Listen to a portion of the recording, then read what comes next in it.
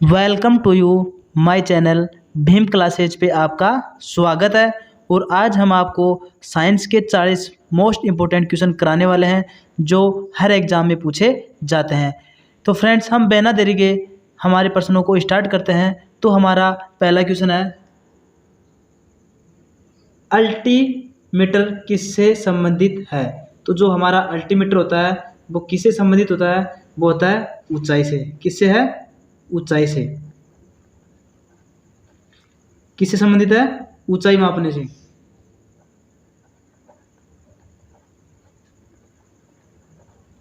ऊंचाई मापने से संबंधित है। अब हमारे क्वेश्चन नंबर 2 है, एरोमीटर का प्रयोग किसके लिए किया जाता है? तो एरोमीटर का प्रयोग किसके लिए किया जाता है? वायु। किसके लिए किया जाता है? वायु के लिए किया जाता है। अब हमारे क्वेश्चन नंबर 3 है, शून्य त्रुटि संबंधित रखती है। तो जो हमारी शून्य जो त्रुटि होती है वो किससे संबंधित रखती है? वो रखती है उपकरणीय त्रुटि से। किसे रखती है? उपकरणीय त्रुटि से। अब हमारा क्वेश्चन नंबर 4 है, 1 माइक्रोन का मान कितना होता है? तो 1 माइक्रोन का मान होता है 10⁻⁶ मीटर। मीटर को लिखते हैं हम एम से। अब हमारा क्वेश्चन नंबर 5 है, डाइन गुणा सेकेंड किसका मात्रक होता है? तो ये मात्रक होता है संवेग का। किसका मात्रक होता है? संवेग का मात्रक होता है। अब हमारा क्वेश्चन नंबर 6 है, ध्वनि की तीव्रता को मापने वाला यंत्र। तो ध्वनि की तीव्रता को मापने वाला यंत्र कौन सा है? तो हमारा है ऑडियोमीटर। कौन सा है? ऑडियोमीटर।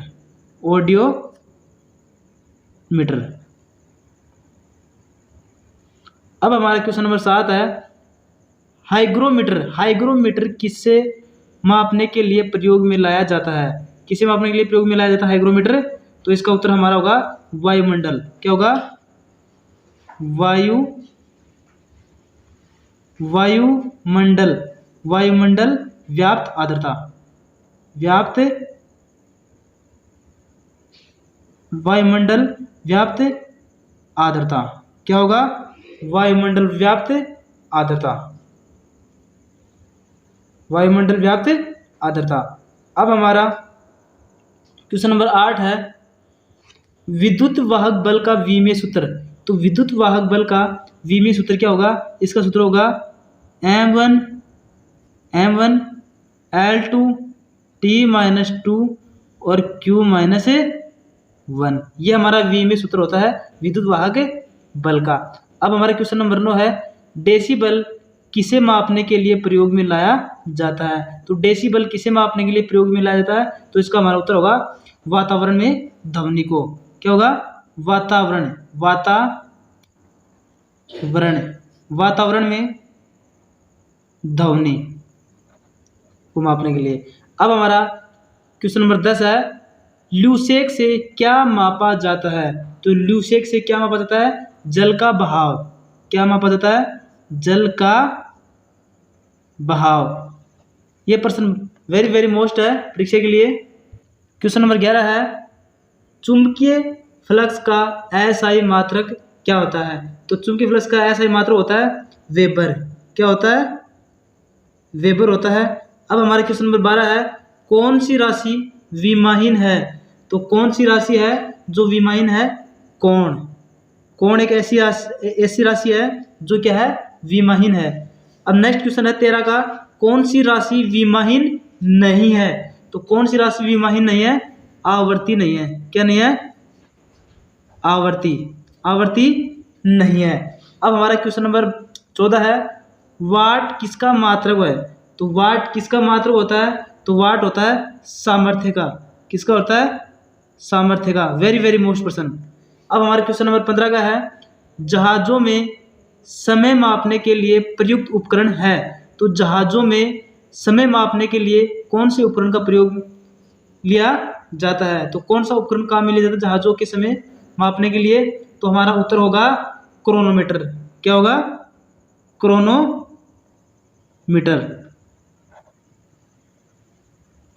अब हमारा क्वेश्चन नंबर 16 है, प्रकाश वर्ष प्रदर्शित करता है। तो प्रकाश वर्ष किसको प्रदर्शित करता है?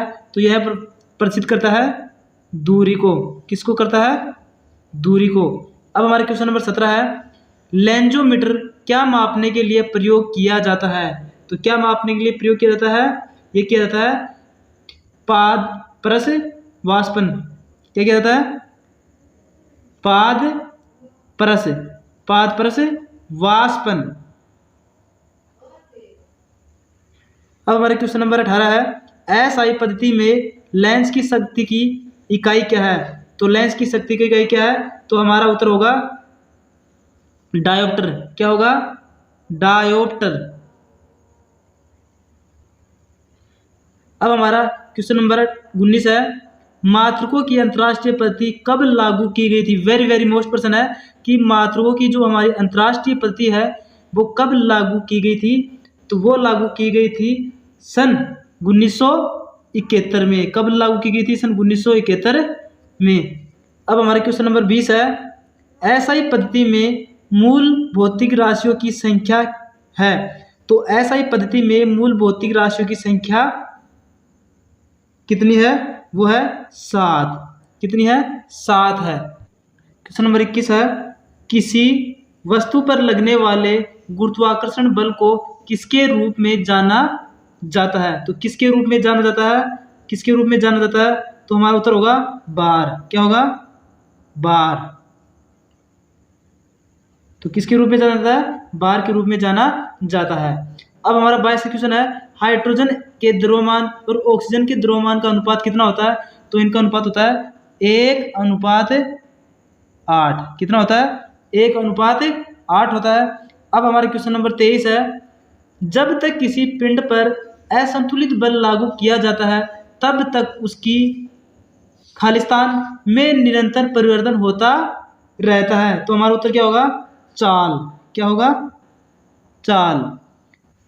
तो चॉइस का हमारा क्वेश्चन है, आधुनिक आवर्त सारणी में कौन से समूह के तत्वों का बाहरी कोष पूर्ण होता है?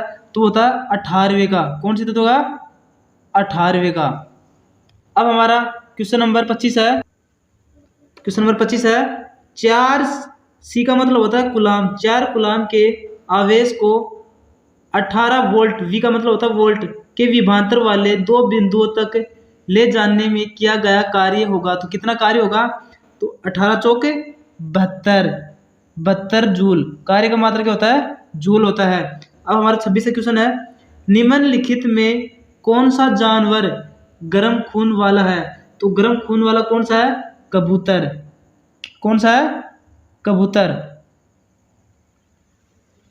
अब हमारा 27 क्वेश्चन है, जब कोई वस्तु वृत्तीय पथ पर गति करती है तो घूर्णन करती हुई वस्तु पर केंद्र की ओर लगने वाला बल क्या कहलाता है? तो केंद्र की ओर लगने वाला बल कहलाता है अभिकेंद्रीय बल।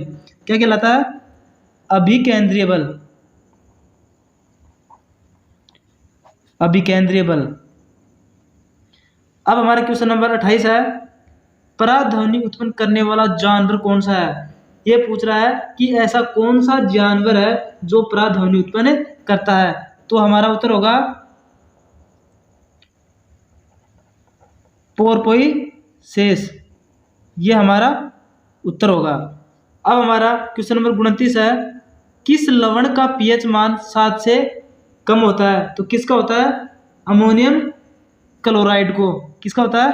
अमोनियम क्लोराइड को। NH4Cl, जिसको बोला था अमोनियम क्लोराइड। क्वेश्चन नंबर 30 है, सोडा धोने के एक अणु में कितने पानी के अणु उपस्थित होते हैं? तो कितने होते हैं? 10 होते हैं, क्योंकि धोने का सोडा का सूत्र होता है Na2CO3 इंटू 10H2O। तो इसमें कितने अणु होते हैं जल के? 10 अणु उपस्थित होते हैं। अब हमारा 31 का प्रश्न है, पौधे में लचीलापन किस ऊतक के कारण होता है? तो किस ऊतक के कारण होता है? कोलेनकाइमा। किसी कारण होता है? कोलेनकाइमा।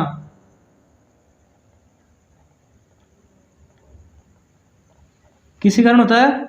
कोलेनकाइमा के कारण होता है।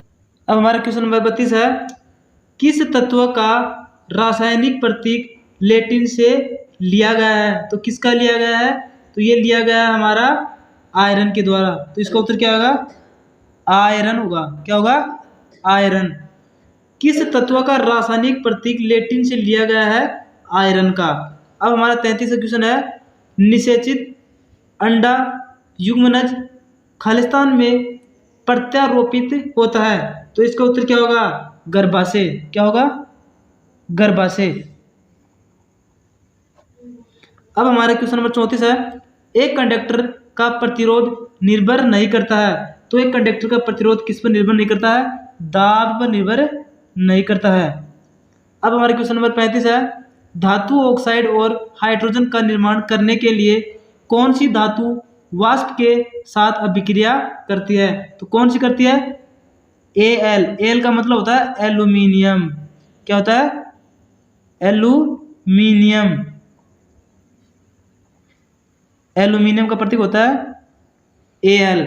अब हमारा क्वेश्चन नंबर 36 है, सामान्यतः विद्युत धनात्मक तत्वों की संयोजकता कितनी होती है? तो संयोजकता कितनी होती है? 1, 2, 3 होती है। अब हमारा क्वेश्चन नंबर 37 है, न्यूटन के गति के तीसरे नियम के उदाहरण है, तो न्यूटन गति का तीसरे नियम का उदाहरण क्या है? तो इसका उदाहरण है रॉकेट। क्या है? रॉकेट लॉन्च करना। क्या है इसका उत्तर? रॉकेट लॉन्च करना। अब हमारा क्वेश्चन नंबर 38 है, क्वेश्चन नंबर 38 है, एक प्रकार का प्रजनन किसमें एक पौधे के शरीर का एक हिस्सा एक नए शरीर में विकसित होता है, उसे क्या कहते हैं? तो उसे कहते हैं वानस्पतिक। क्या कहते हैं? वानस्पतिक जनन। क्या कहते हैं उसे? वानस्पतिक जनन। अब हमारे क्वेश्चन नंबर 39 है, कोई बल 1.0 kg, kg का मतलब होता है किलोग्राम, पिंड की गति को 4 ms का मतलब होता है 4 मीटर प्रति सेकंड, ये लाइन खींची, इसका मतलब होता है मीटर प्रति सेकंड, 4 मीटर प्रति सेकंड से 8 मीटर प्रति सेकंड तक बढ़ा देता है। बढ़ा देता है। बल द्वारा किया गया कार्य होगा, तो कार्य कितना होगा? बल द्वारा किया गया कार्य होगा 24 जूल। कितना होगा? 24 जूल होगा। अब हमारे क्वेश्चन नंबर 40 है, पृथ्वी का द्रव्यमान। तो पृथ्वी का द्रव्यमान कितना होता है? तो पृथ्वी का द्रव्यमान होता है 6 × 10⁻24 kg। kg का मतलब होता है किलोग्राम। अब हमारा क्वेश्चन नंबर 41 है, किस माध्यम में ध्वनि की चाल सबसे अधिक या तेज होती है? तो हमारे पास 4 ऑप्शन है, निर्वात, गैस, ठोस और तरल। सही उत्तर का कमेंट करें।